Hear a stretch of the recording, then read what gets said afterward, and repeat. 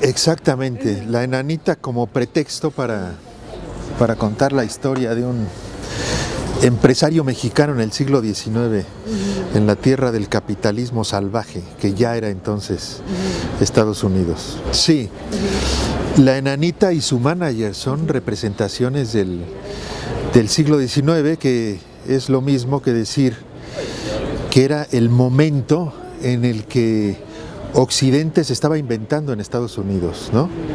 Y por lo que le tocaba en México.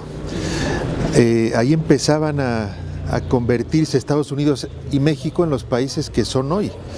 En el siglo XIX todo se inventó. Estaban los filósofos positivistas en México en la época del Porfiriato, que fueron los que diseñaron la manera de ser del mexicano. Y en Estados Unidos estaban todos los escritores y filósofos de la costa este, que son los que trazaron el American Way of Life.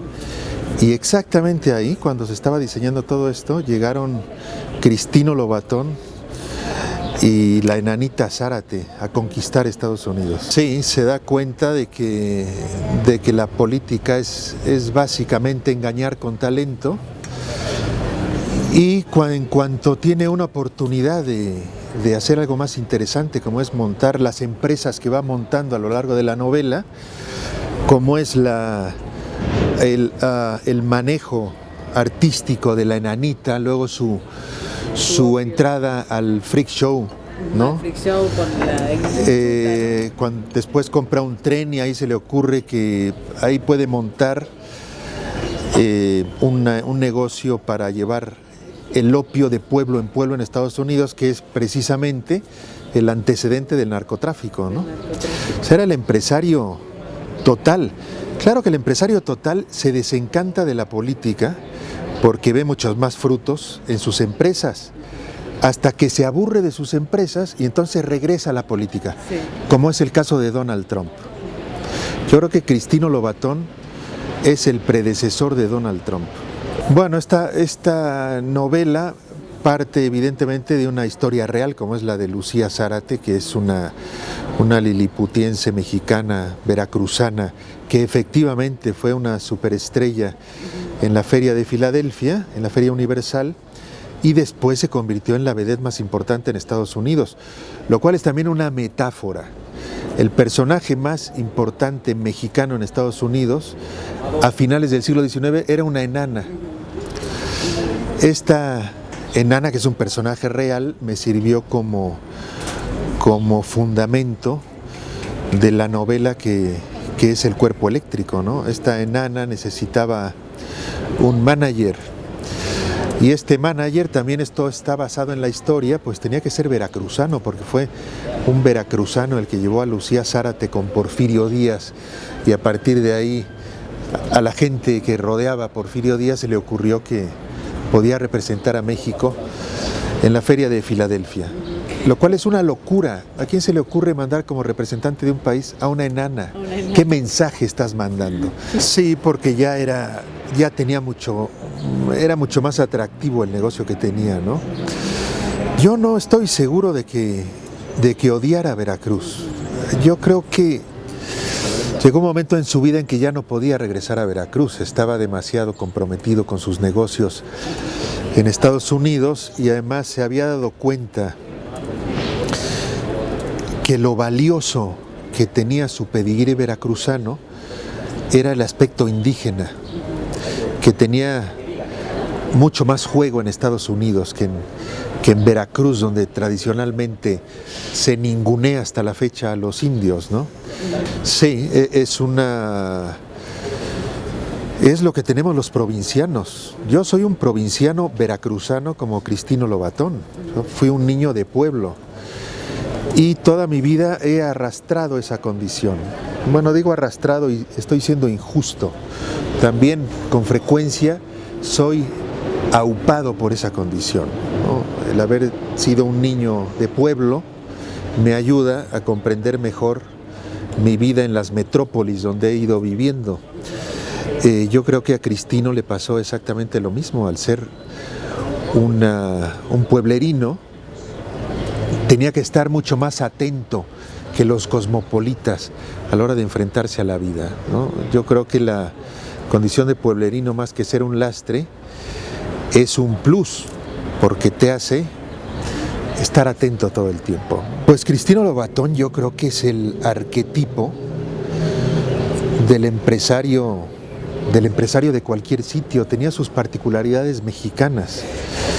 Yo creo que era más arrojado que los demás empresarios por ser mexicano, porque en México las empresas se fundan así, no solo las empresas, los oficios, todo es un poco a salto de mata, como era Estados Unidos en el siglo XIX.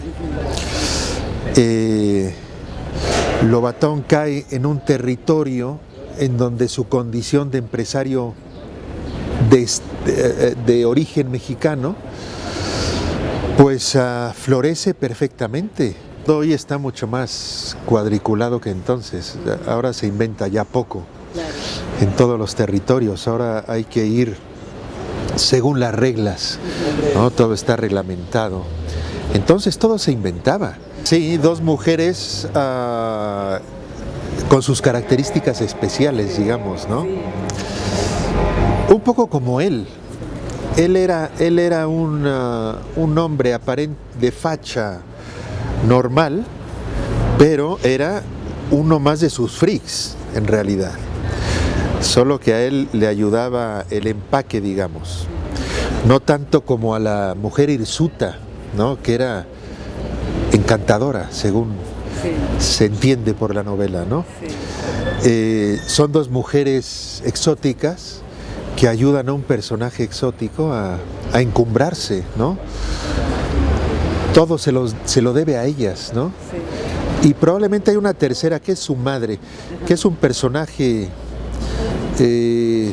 psicológico porque no aparece, pero es la que le da el punto de distinción cuando llega a Estados Unidos, ¿no? Es la gota indígena que lo hace ser diferente, que lo hace mirar el mundo desde otra perspectiva, ¿no? Que lo hace estar atento siempre, no distraerse. En fin, pues hay efectivamente, como tú apuntas, dos mujeres y yo apuntaría a la tercera, una Santísima Trinidad que lo va guiando a lo largo de la novela. Pues me llegan así.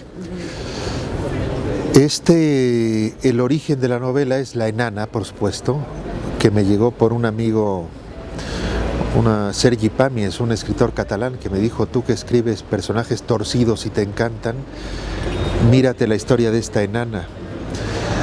Y a partir de ahí empecé a pensar en la novela. Claro, la historia de la enana por sí misma es deslumbrante, pero necesitaba un vehículo narrativo para poderse leer largamente, ¿no? Porque la historia de Lucía Zárate en Wikipedia pues tiene 15 líneas, ¿no? Hay que meterse a interpretar esa brevedad para escribir. Es lo que tuve que hacer. Sí, que a veces son una imagen, fíjate.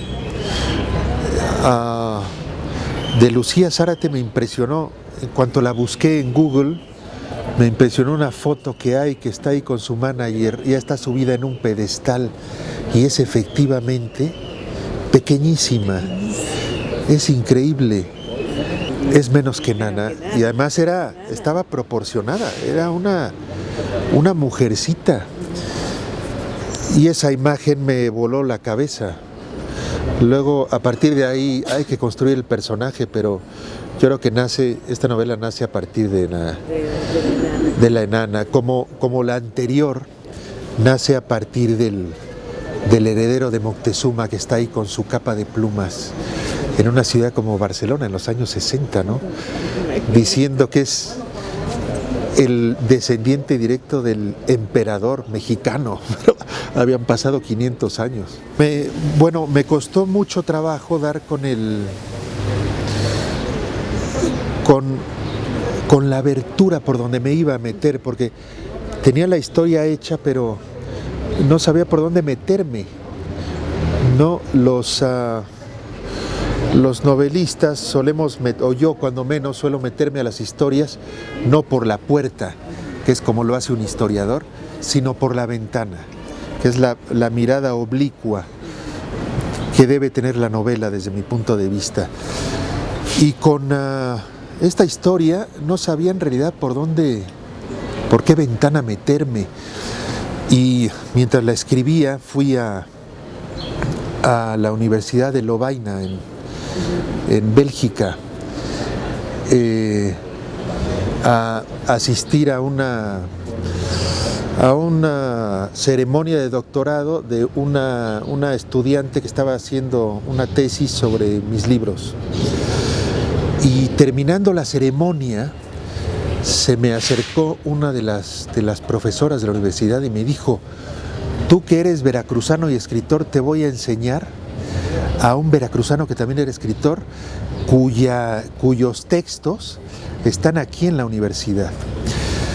Me enseñó los textos y no daban ni para un poema, era una cosa muy simple, pero la idea me hizo gracia. Claro. Digo, ¿cómo una profesora de una universidad en Bélgica puede reducirme a eso, a escritor veracruzano, Claro. que tiene que ver con un diplomático de finales del siglo XIX, por cierto, mexicano, que había estado en Bélgica y que había dejado ahí unas cartas diplomáticas? No tenía ningún sentido, pero la idea me pareció grandiosa. Dije, claro, esto tiene que partir de una universidad donde una profesora reduce al narrador a eso, a escritor veracruzano. Oye, Javier Duarte no escribe. Vamos poniendo las cosas en su sitio. Absolutamente no. No, yo creo que una cosa es ser veracruzano y otra lo que ha hecho Javier Duarte. No. Es como si nos doliera ser mexicanos por lo que pasa en México, Claro. ¿no? Pues no tiene que ver. Yo creo que Javier Duarte es un accidente desgraciado en Veracruz, pero Veracruz es Veracruz.